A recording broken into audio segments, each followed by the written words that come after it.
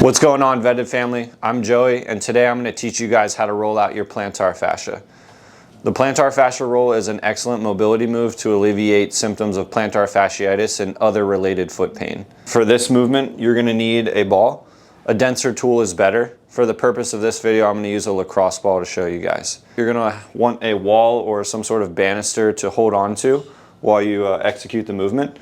That's just to stabilize your body. Our target area here is going to be anywhere from the front of the calcaneus, which is your heel, up to the metatarsal joints on your foot. Set the ball on the ground, start rolling. You want to put a lot of pressure directly onto the ball, and you want to roll very slowly. In general, more damage likes to collect along the arch side of the foot, so be suspicious of that side more than the outside. You should still check toward the outside of the foot, the lateral side as well.